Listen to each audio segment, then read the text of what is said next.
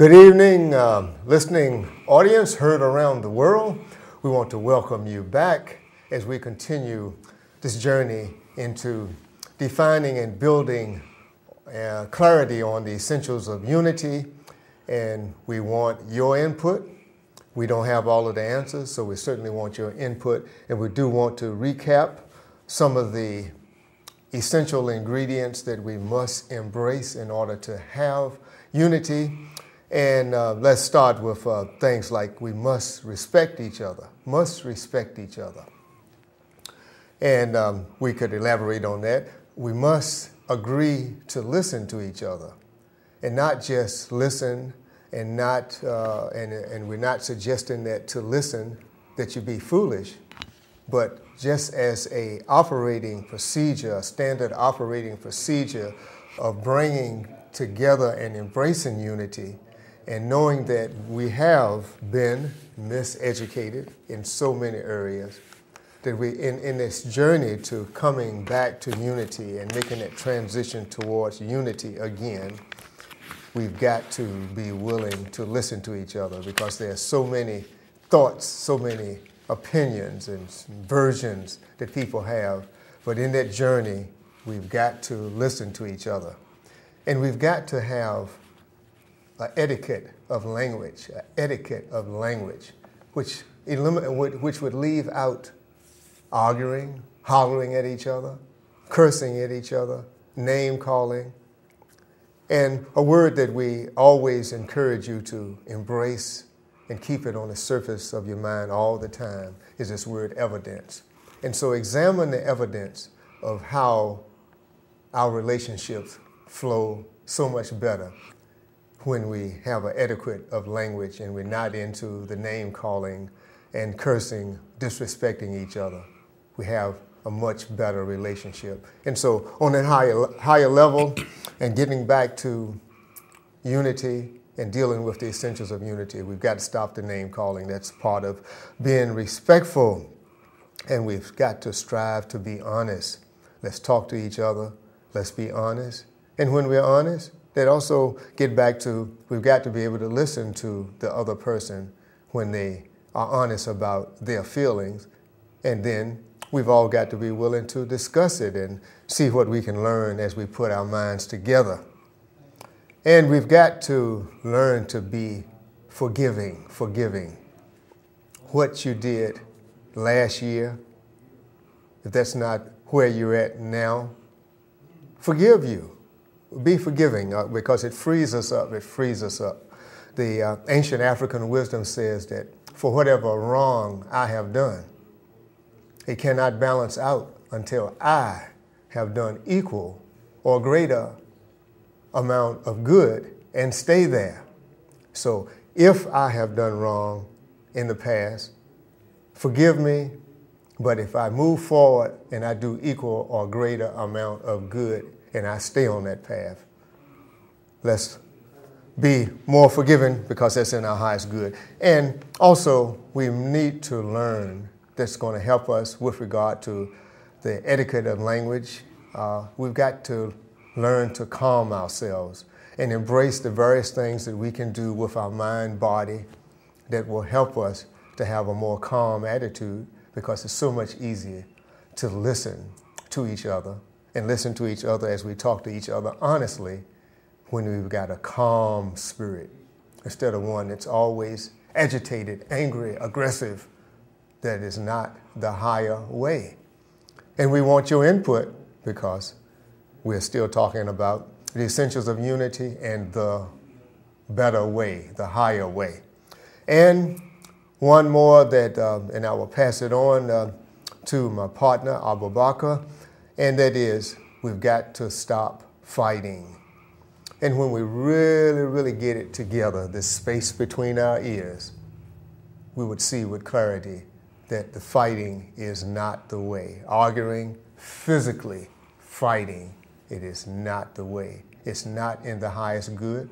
I mentioned adopting the word evidence. Another word that we use regular is the highest good. And we must seek the ways that are in the highest good. And the list goes on. Another that I would bring forward is we've got to stop the miseducation. There's just massive miseducation in all subject areas, and we've got to address that. We've got to strive to learn the proper ways and bring clarity to various information that's been passed on to the world population for generations that's not accurate. It's not based on evidence. And if we're going to have world unity, we've got to have a higher level of accurate knowledge.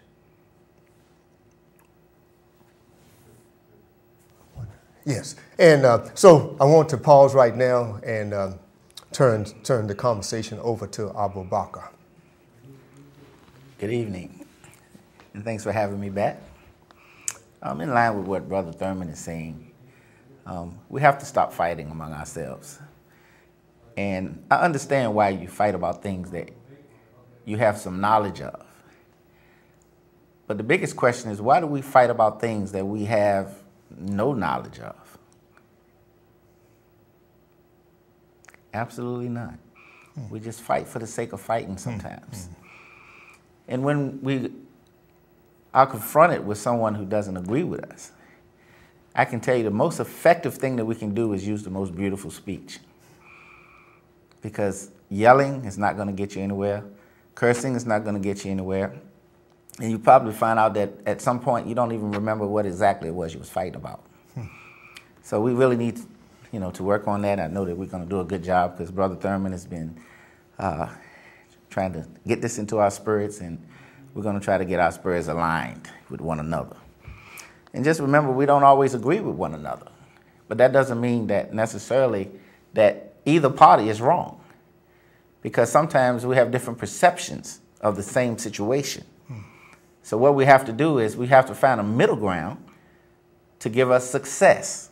And that's the word that I want to initiate tonight, and that is the word of success. So if Brother Thurman and I have a disagreement on what the subject matter should be tonight, and he has his material and I have my material, then why should I say, well, I think we should do my material when it's two people on the show? Or why should he say, I'm going to do my material when it's two people on the show? I think that when we're different, instead of looking at the strength in our differences, sometimes we look at it as it's a negative, it's a problem. By him being different from myself, then you can get a more dynamic view of the subject matter. That means that he brings something to the table and I bring something to the table. It may not be the same thing, but if we had even more people, then we get a better mixture. We get better ingredients. So the next time you find yourself in a group meeting and everybody is saying what they don't like about the subject matter, then request of each person, if it's something about the subject matter that you don't like, then give us the evidence of why it is that you disagree, and then give us a better solution. I think that's the way to go. So speaking of success, because we're thriving for success, and we're trying to reach our communities, and we've been doing work over the last week. We just had the village celebration that we told you about a couple of weeks ago. Let's see, we had real estate agents, lenders out there so that people could become first-time homeowners, or if people wanted to refinance. So we're not just here on the television, talking about unity. We're actually out there trying to make a change.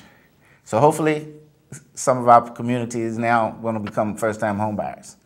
We had a bunch of people performing for us. Everything was beautiful. The children performed for us. It was lovely. Everybody, they fellowshiped together. It was beautiful. It was lovely. We celebrated our day. We ate together.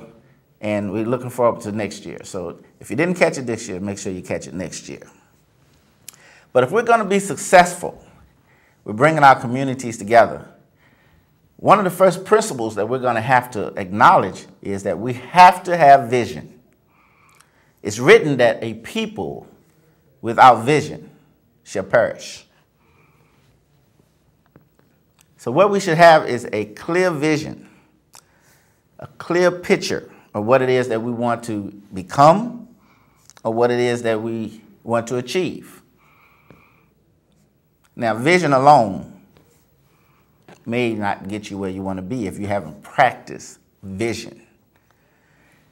If you want a car and you see it on the car lot and you say, well, I want that car, and you fixate on that car and you say, I want to get that car, the chances is probably better than 80% that you're going to probably end up buying that car. So the same thing you have to do with success in your community. If you want to make a change, you're going to have to fixate on that change. You're going to have to actually sit down, contemplate it, ingest it, and you're going to have to speak it into existence, because it's also written there's life and death in the tongue. But we're going to speak in the aspect of life. So if you speak something, you say, you know, I'm going to become a doctor or a lawyer or a nurse, or I'm going to become a secretary, you know, and you keep that in your mouth and you keep speaking it, then you'll most likely speak it into existence. So that's what we want to do. We want to have vision. We want to visualize the world that we want to live in. Because actually, we create the world that we live in. First, you create it in your mind. Then you create it with your actions. So as Brother Thurman said, if we find that we're aggressive all the time and we're negative all the time, then probably it's because we are creating a negative environment for ourselves. And we're responding in a negative way to that environment. So that means we have confusion. We don't have balance internally and externally. We also have to recognize the energy and the power that we possess. Words have power. Our personalities are power. Our sheer existence is power. Now imagine you're going around misusing your power. Name calling, backbiting, robbing, stealing, cheating, causing disarray everywhere you go. Versus being a giver. Going around and giving to someone else. Because once you begin to give, you enact the laws of the universe, or the laws of nature, or the laws of our higher creator. The creator says if you plant something, plant 100 seeds, he'll multiply it 10,000 times. So if you give to the universe, it's going to give back to you. So as they say, what goes out comes back. What goes around, what? It comes around. So we want to try to become givers, nurturers. We want to care. And we want to use that energy in a positive way. The other thing we're going to have is belief. Because the world is such now that motivation sometimes is just not enough. It's just not enough. You're going to have to really, really, really believe in whatever you're setting your hand to. So if you decide that you're going to become a certain profession, you're going to have to believe it beyond the shadow of a doubt. And you're going to have to believe that it's a higher power that's helping you to achieve this. That way, when the turmoils of the outside world, meaning that which is not coming from within you, comes against you, then you'll be persistent. You won't give up. No matter what, you won't give up. You make up your mind you're going to go to school, you have to study, you're going to have to be in attendance, and you're going to have to do your best, no matter what. And you need to start off with the end goal in mind. Don't say, I'm just going to go to school. Because you can go to school for 100 years and never major in anything if that's what you're going to do. You're going to have to think about, what is it that I want to do? What is it I want to accomplish? What is it I want to be? And when you make that first step of registering and going into school, then you know that I'm registering to become, to go to the School of Business or the School of Medicine or what have you. So we want to envision what we want to do, and we also want to believe in what we want to do. We want to make it a part of our belief system. We want to care for one another. We definitely want to overcome our doubts and our fears, because if you're not from a family of educators and people that's graduated from college and people that's had certain successes in their life, then you're probably not getting positive reinforcement. You probably have people telling you what you can't do and not what you can do. We don't have any money. How are you going to go to school? Well, they have grants and scholarships for that. And you can also work your way through. So you're going to have to be very persistent and not listening to the negativity. You have to believe that I can do this, and there's a higher power helping me to achieve the things that I'm trying to do. And whatever you do, I'm going to ask you this, please appreciate what you have. Appreciate your circumstances and be grateful. Have gratitude. If you have $5 in your pocket, appreciate that $5 before you go asking for more that you're not going to appreciate. Because that's not the way the law of the universe works. You have to plant seeds. So if you go out and you do good, good comes to you. You go out and study and you go to school, then you'll get a degree. You come on television, such as Brother Thurman and that, you try to send out positive energy, then positive energy returns in this way. So we do this not because we want to look good doing it. Because, see, we already know these things. We do it for those of you who's watching, particularly those of you who need this information, particularly those of you who this information is going to be valuable to. And if we can create something that once we initiate it, it helps someone, and then that person initiated and it helps someone else, then even when we leave this existence, we are still doing good in this world because something that we started, something we planted, is still blessing other people. So I personally believe you can still get blessings after you left this plane, because if you left something behind, it's like an investment. If you leave a bank account behind, it's still going to get interest whether you're alive or not. So we're storing up positive energy for ourselves by helping other people. We're storing up a future for ourselves by helping other people. And back to success. If you have become successful in your mind's eye and you haven't reached back and helped someone else, you're not successful at all. The only way you're ever going to become successful is when someone else says you're successful. And when someone says, you know, when I was in school and I was struggling, this brother, this sister, you know, they helped me. When I was in need, this brother, this sister helped me. When I was looking for a job, this brother, sister hired me. These are the successful people. These are the people that is going to be remembered. They're not going to be forgotten. So you can live forever through the minds of men and women. Your immortality can come through your deeds of being good, or unfortunately, your deeds of doing ill. Another thing we want to do is we want to understand how to control the human ego. Now, this is a big one. When you hear people talk about, you know, I heard the Creator speak to me, and people will say, this person is lying because, you know, the Creator don't speak to people. Well, let's do a little scenario, and let's see if we can figure out some things. When we're talking about the ego, usually we're dealing with pride. A lot of negativity comes sometimes through a person's ego. When you're confronted with it and you go to, I don't care, I'm not going to do it, that bad word that we use, forget everything, that's usually coming from the ego or from pride. And it's not going to be very positive. When we speak from our intellect, from our minds, and right now, if you think of everybody out there, think of a situation that you have. Let's do it together. Think of a situation you have right now and you don't know what to do. You don't know the answer right now. I don't know, a financial situation, medical, I don't know what it is. That's, you know, it's personal for you.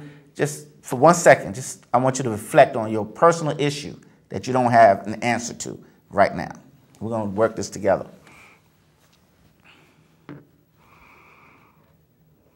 Now, some of us, our egos have already kicked in, and we don't care.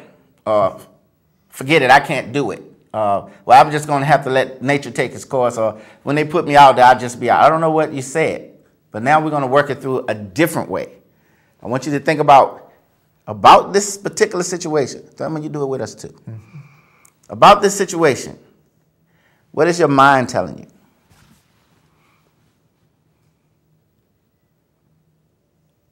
Not the ego, the intellect. What is it telling you?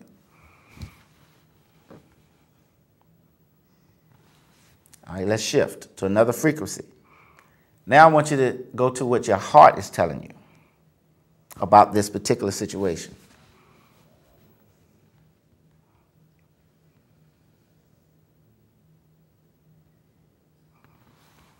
And last but not least, what is your spirit saying to you about that situation? Since Brother Thurman is here with me, Brother Thurman, did you get 3 different answers? from your mind, your heart, and your spirit? Yes, I got a couple of different ones. Okay. But each one was elevating to an. And out there, you can call in and you can share what your experience was through this particular scenario, and you can share it with us. But a lot of times you'll get one message from the ego, which sometimes is negative. Most times, I would say, if you're not trained to do this. You'll get a different message from your intellect or your intelligence.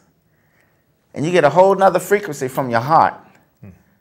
But then your spirit may have a whole entire different message. So the outcome usually depends on what frequency that you're focusing, you're reacting from. Are you reacting from the ego, the intellect, the heart, or your spirit? So sometimes you had the answer, you just didn't listen to the little voice inside. So I think sometimes when people say the Creator is speaking to me, you also have experienced it, but you didn't separate the voices. And most of the time, the spirit will be of the highest of knowledge. It will override human intellect. It will override human emotion. And it will definitely override ego and pride. So stop looking out into the universe if you're not trained to tap into the closer frequencies. Look into yourself. And as you master yourself, it will take you out into the universe. So next time you have a problem and you don't know what to do and you don't have someone to counsel you, I want you to meditate on that problem. And I want you to go through each step that we just went through. See where you are at the time that you go into your meditation. Stop and think of your intellect. What is it telling you? Look closely into your heart and see what it's telling you and see what your spirit is telling you. And I promise you, you're going to find the answer to that problem within yourself. Brother Thurman? Good word. Very good. We need so much more of that. Just everything that you've covered, because that's another area that we must deal with, the success and your mindset and how it can make a big difference in whether you have success or failures, and whether you tap into your higher self or go through life and never get into your greatness and your creativities. And that just is a continuous subject. And once again, listeners, please call in and help us. We don't have all of the answers, and we do need your thoughts. And also keep in mind that we're here for just an hour, and we will be back just as soon as we can get on another schedule in terms of the TV airways. Do look for us on YouTube under the Essentials of Unity. On YouTube, the Essentials of Unity. And as I said, we only have an hour on the program, and we do need to continue the dialogue and bring clarity into the necessity and the benefits of dealing with this topic. And we ask you to call us, email us, and we do need to gather and spend more than an hour and have a collective input and just build a good energy that will bring more success and unity all around the world. This is what we can do. And so please call in. The number is on the screen, 915-5202, and bring us some constructive comments, some other aspects of unity that is necessary. And don't forget that we must be willing to continue to learn, continue to grow, always thinking in terms of the evidence and the highest good. And so we must learn, reading is one of the ways. That's not the only way, because the the oral tradition that was still is very effective, and we can learn a lot from the cultures that still embrace that.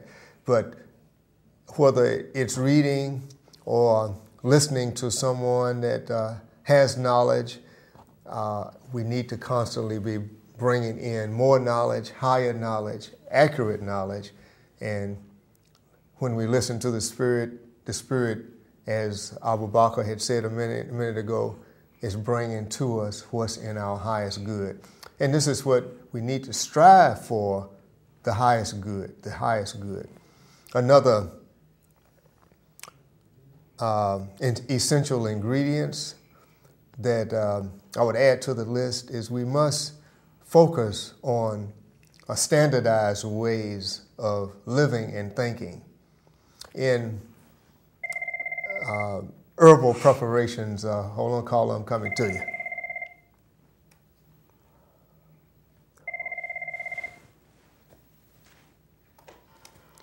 Yes, caller, thank you so much for calling in. Please offer some good thoughts or comments.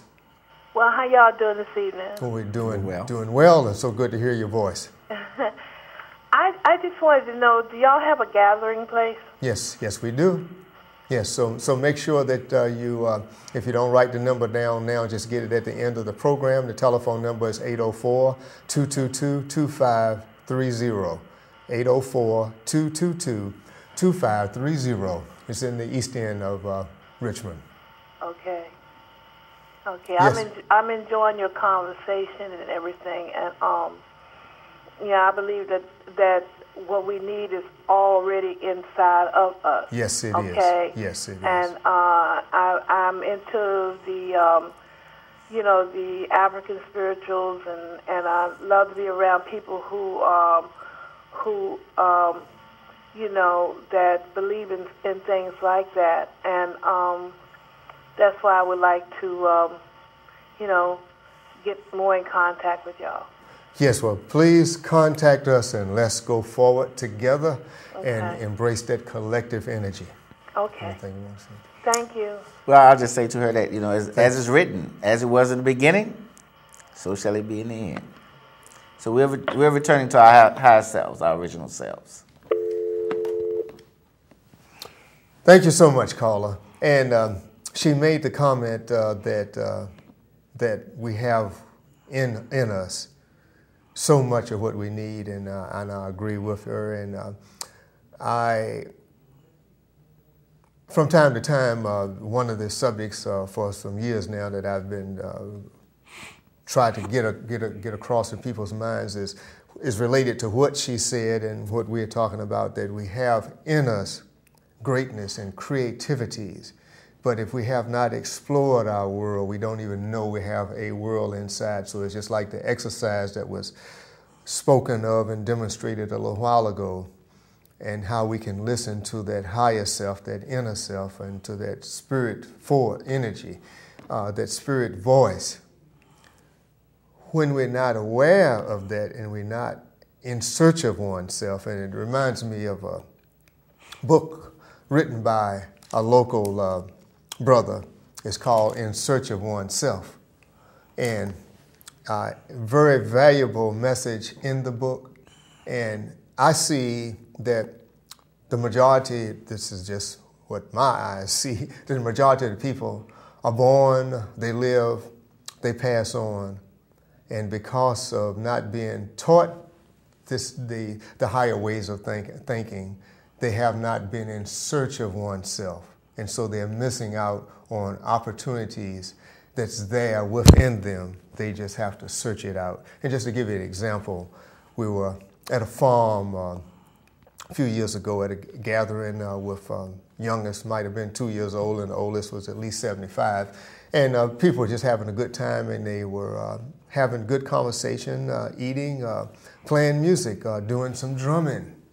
And so at one point during the drumming and other instruments, bells and shaker rays, I saw this mother and her daughter that was 8 years old. And I said, come on and play. And they said, no, we don't play. I said, come on over to the circle, put your hands on the drum, and just pat if that's all you can do, and stay there for a while, see what happens.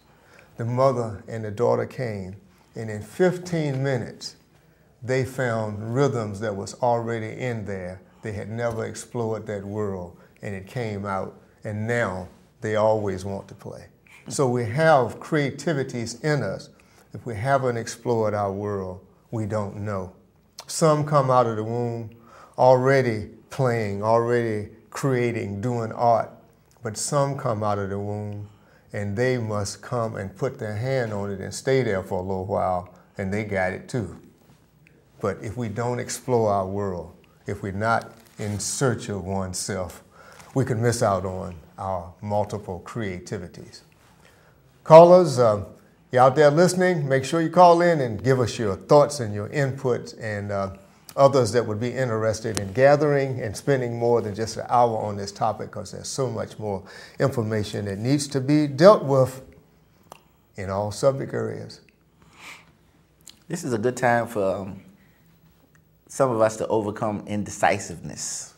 Sometimes we want to say something, we want our voice to be heard, but we can't decide whether or not we want to go forward. This is a great opportunity to be heard. This is a great opportunity. It's safe.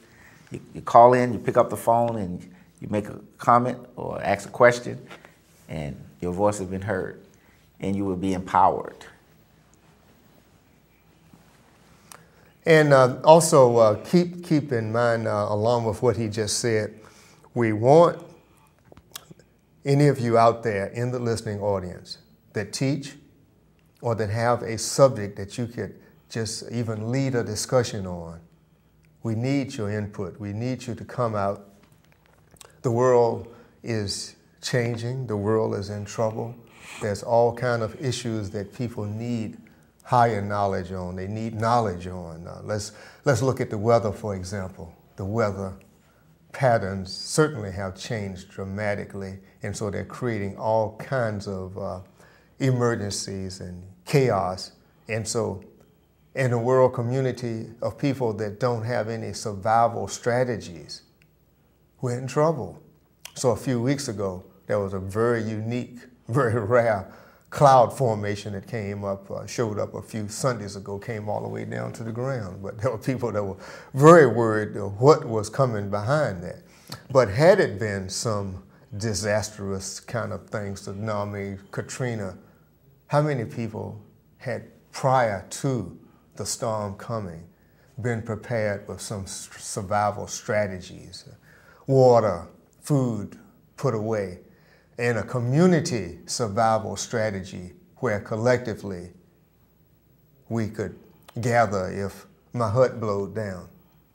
And when we don't have that collective knowledge and we don't have that collective strength, when we have forgotten how to be unified with each other and to be able to share with each other, to stay in the same space with each other, we used to know how to do that.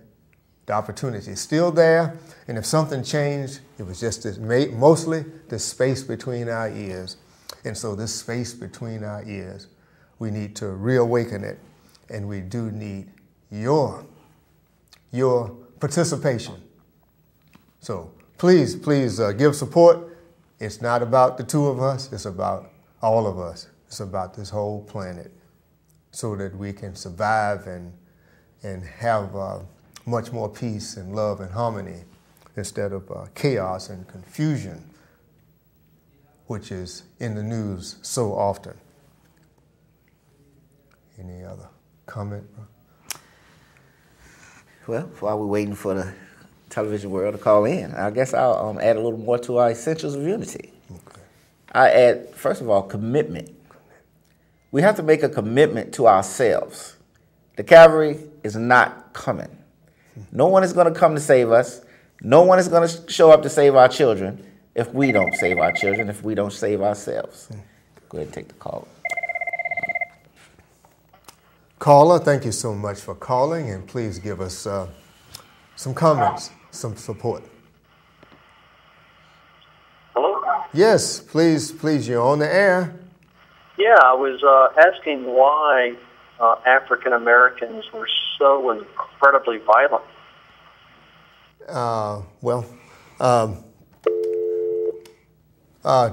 To comment on your question first, which Africans are you speaking of? And I say that because it's certainly not all. It's certainly not the two that you see right here in front of you.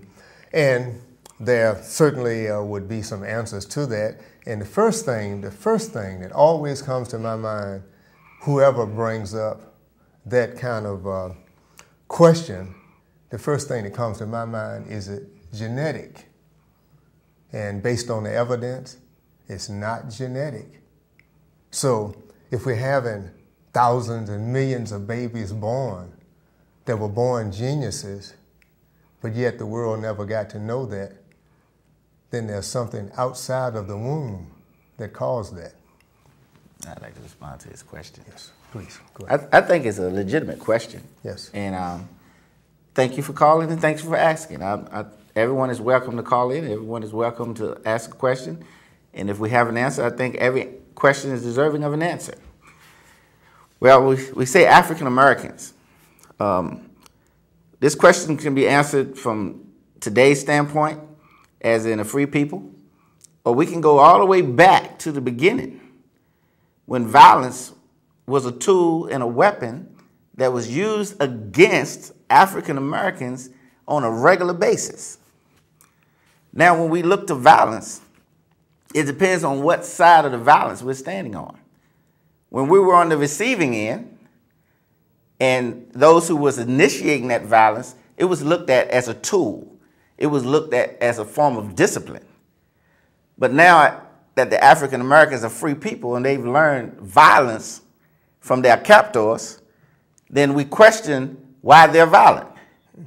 Well, if you beat people for 200 years, what do you expect them to become, little lambs? I'll let you answer the rest of that question. Did you answer it yet? So what we're trying to do now is, now that we have experienced the hardships that we've experienced, we're trying to return back to our true natures, the way we were found. So violence now, yes, it's still a tool, and sometimes it may, I don't want to advocate violence, but sometimes violence is used as a tool by the police department. It's used as a tool by the military. Why don't we ask the military, why do they use violence? Why do we always focus on the African American people? Maybe there's an inner fear that we have when the African American people utilize this tool, even though they're using it without proper use sometimes. They're using it against one another and innocent victims. But that's what I can say about all militaries, every police force in the world. So we're not unique in this matter. But yes, it is a problem, and we're here to work on it tonight.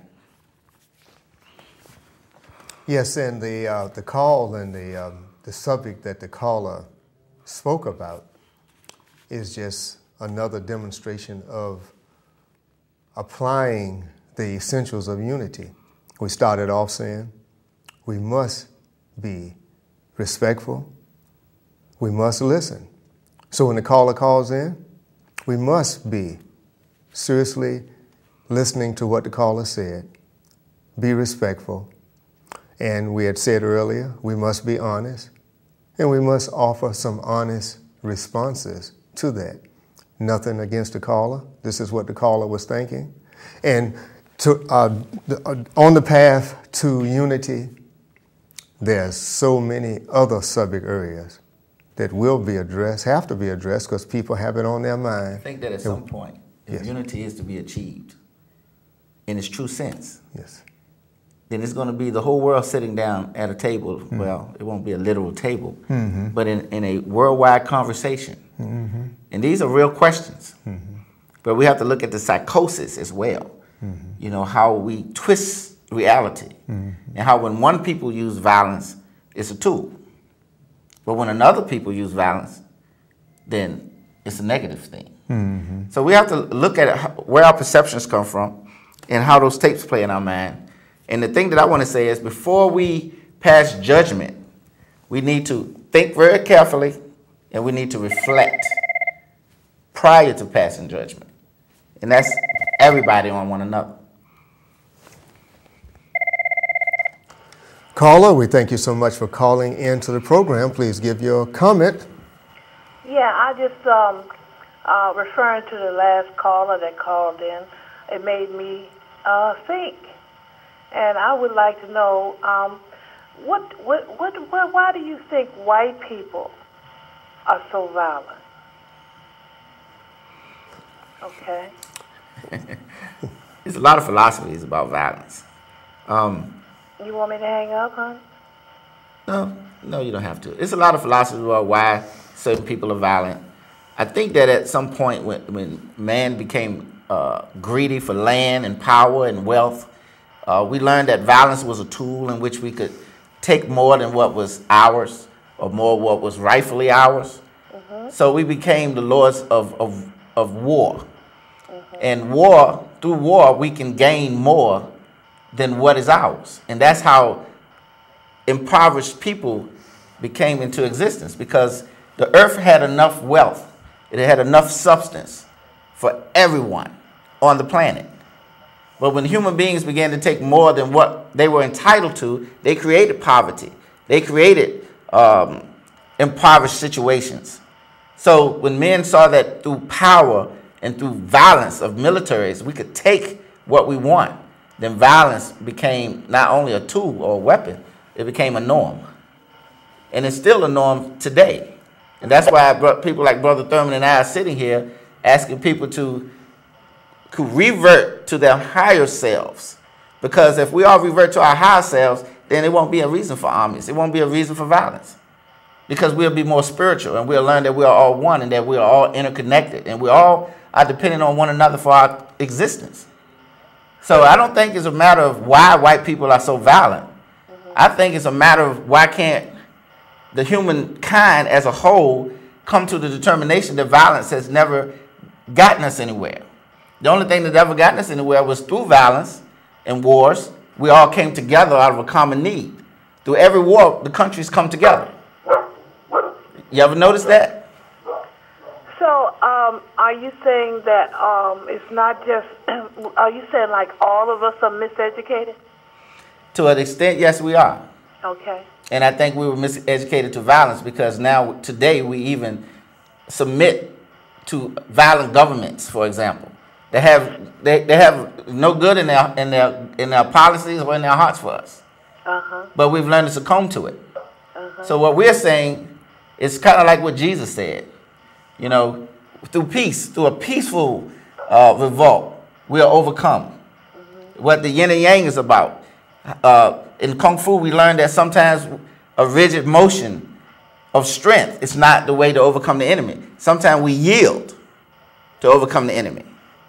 But I'm not saying that we yield at the cost of our lives. I'm not saying we yield at being set back. I'm saying we yield only if it's going to be an effective strategy. And we don't make violence our primary source of action or our primary way of life. But if we have to defend ourselves, then that's called self-defense. It's not called violence. But you know what I'm seeing, what I'm feeling or whatever, what goes around comes around. Indeed. And like what I'm seeing is that it's coming back. I look at some of the children of white people, and it seems like it's coming back. Everything comes back. You know what I mean? Yes. But I've always been under this understanding, I can tell you this on television. If we're going to do to other people, should we ever come to power, what they did to us, it wouldn't be right either. No, it wouldn't. It wouldn't. That's what I'm saying. So it's a greater strength. It's kind of a learning experience. Absolutely. What we've had to go through. Absolutely. Because maybe if we was on top first, we would be doing the same thing that they have done to us. And maybe, just maybe, it was a learning experience, you know, for our people if we paid attention to it. You know, sometimes you look at stuff and you get all mad about what has happened to you, but sometimes you gotta just sit back and see what you learn from stuff. You know what I mean? Absolutely. Well, thank you anyway. Thank you. And thank you. Thank you so much, caller. And do keep in mind, it is a very touchy subject to discuss on national television. I know it is. And yes, sometimes as human beings we get so mad and we want to just tear up something. Yeah. But you know, sometimes that's the child nature in us. Oh yeah. Oh, you know, yeah. the tantrum. Sometimes we have to be. Someone has to be the adult. That's right. You know. Okay. So I mean, that's what experience is all about. That's why we had chiefs. If you never been through nothing, you never know. That's right. That's why we had chiefs. Because before an act of war was allowed, the chief had to give the order, not the people. That's right. And the chief was always supposed to do what was in the best interest of the people. Everybody. Of everybody. Yeah. All right. Thank you so much, caller. Thank you. Bye-bye. Bye. Bye-bye. And dealing with the topic, the essentials of unity, one of the things that we must strive to do, which is our higher self, is to be a better model to the world. And when we correct the miseducation and be a better model, there would be less violence, including violence against one another. And so how would the world see that? They'd see that on a higher level to say, those are some very righteous people. So which one would you choose to be? The higher model of righteousness that the world will be looking at and just admiring as they did in the past? Thank you so much, caller. Please give us your comment. Yeah, I was the second to the last caller. I'm responding to the last caller. If you take a look at the statistics on black on white crime and white on black crime, I think you'd be very shocked. This whole idea that whites are after blacks is an absolute outcry of nonsense. And blacks use it as a crutch, and they continue to use it as a crutch. It's their greatest argument on the planet. And you can keep shaking your head, Abubakr, because you know it's true. It is absolute nonsense. Take a white person walking in a black neighborhood. See what happens to them. Take a black man, walk him in a white neighborhood. See what happens to them. Who do you trust? Thank you. All right, I'll respond to that. Thank you, caller. First of all, we can sit here and play who did what all night long, who abused who first, second, third, fourth, and last. We all know the history. What I would say is the youth, they're tired of certain conditions that they're finding themselves in. So they lash out. And when not only the youth, but sometimes adults who have a childlike mentality, and they lash out. But we didn't start this. That's not where it started. And I'm trying to be an adult about it and say, yes, many atrocities have taken place against black people at the hands of white people. But I also, as an adult male, African-American male, I know that this has to stop somewhere. So I choose for it to stop with me. So the young man who lashes out, or the person who lashes out against white people, I'm here to say to this person, then you should not despise people because of their color. What we should like or dislike is justice or injustice. Never hate a person because of their race. That's the messages that we're trying to get out as far as the unity or the essentials of unity in our communities, because then the responsible males will take their positions and we will educate the younger males and we will try to ring them in just a little bit so they can use their energies in a positive way. But back to your question, if you take the black man to the white neighborhood, then the police will probably stop me and search me and ask me why I'm there. But you don't live that life, so you don't know that life. But we live in your world, so we understand your world. So I'm asking everyone to be open-minded and white, black, or indifferent. Let's reconsider our positions, but at the same time, let's try to put ourselves in the other person's shoes. Because I've been in neighborhoods and I've been stopped by the police. I've been pulled over by the police and treated badly. See, but I know the Miranda Act. I know how to get a badge number, a name, and I know how to ask for a supervisor, which you all have a right to do. You don't have to do anything. You can demand of the officer to call for a supervisor. So, sir, I understand what you're saying, and with all due respect, there's work that we all need to do. And I'm going to challenge you to try to reconsider and open your mind in reference to the African American. And starting with Brother Thurman and I, we're going to try to reconsider and say that not all of your people are bad people either, and that we all have work to do to come to a common idea of what is human compassion. So thank you for your comment.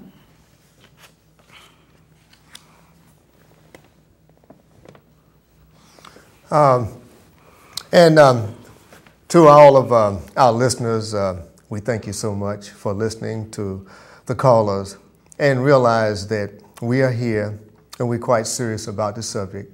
We're quite serious about the necessity to listen to everyone. We're quite serious about being honest, and our intentions are righteous in what we speak about. And so keep that in mind, and we do know that in this journey to heal and to embrace unity, everybody is not at the same level. Everybody has not just come to that same level of clarity as to how we should be approaching. We've got to be honest.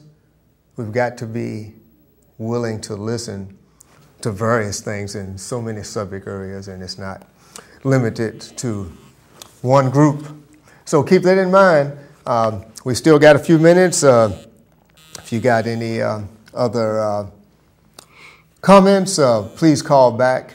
There's so much more to do, and we are here, and we want to see a better world. So please join us. And okay, while we're waiting for the next call, we'll move on with the essentials of unity. Another thing that I like to bring out is let's remain true to our word. When we talk with each other and we make commitments, or we say we're going to do something, let's try to stick to our word. Because I find that a lot of times what happens is we don't trust each other. We don't trust each other to have our back. We don't trust each other to follow through. I think that if we were truer to our word, then we could build trust. Because in any relationship, there has to be trust. So if you have no trust, you're not going to have a strong relationship. And what we need to be able to do is to try to build trust so that we can have stronger bonds and stronger relationships with one another.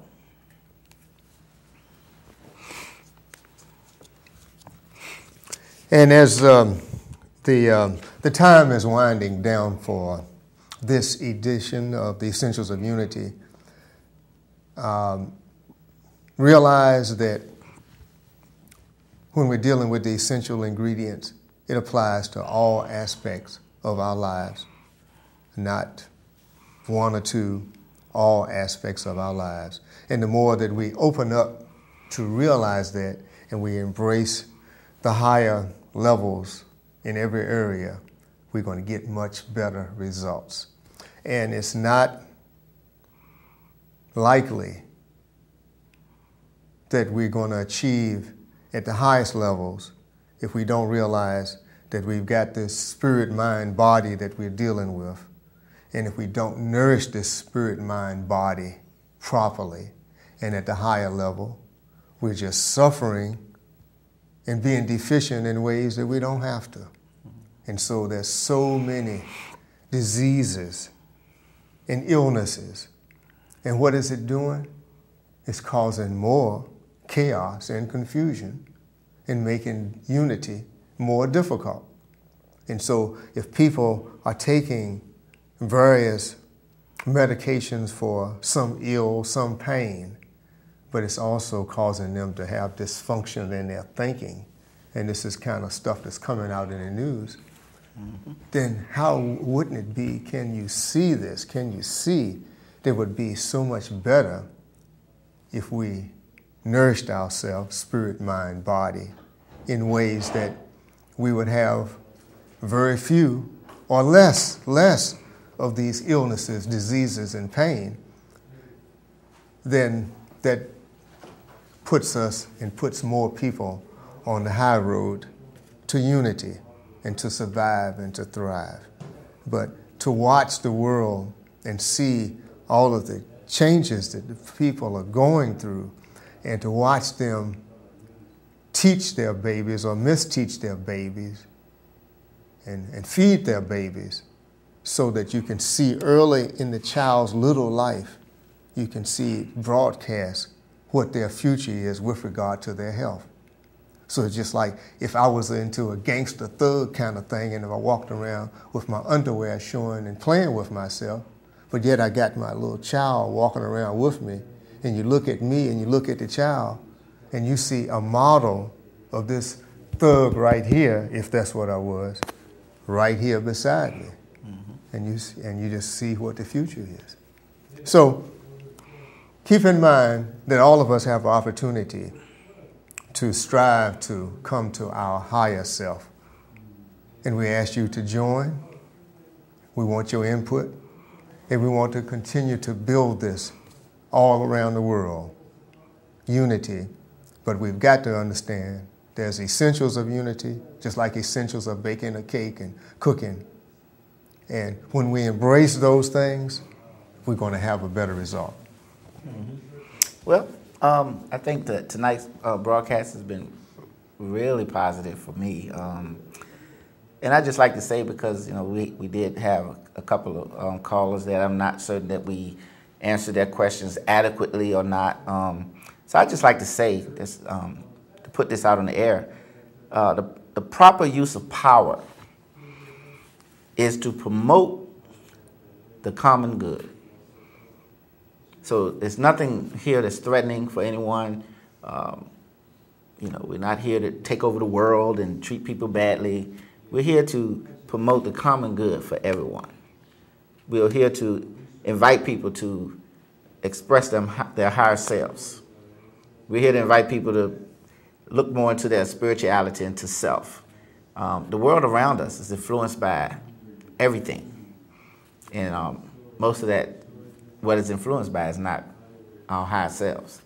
It's promoted by sex and violence and materialism, and the family is just not a consideration right now. Right now, they're targeting the youth. Their marketing strategies are targeting our youth. They don't have jobs, but they're targeting the youth because that's the way to get the adults' dollars. So what we have to do is manage our families. We have to love our families. We have to teach our families. So there's more than one education you should have. If you're in public school, you go to public school until you graduate high school. You go to college, you graduate college. But there should be an education in the home. We should educate our children. We should teach our children history according to our versions, not according to someone else's version. We should teach our children who they are according to our point of view, not according to someone else's point of view. We don't need permission for this. This is something that should be taking place in every home. And if you can't do it, join another family that's teaching their kids, and create classrooms and educate our children so that they become more positive and productive citizens.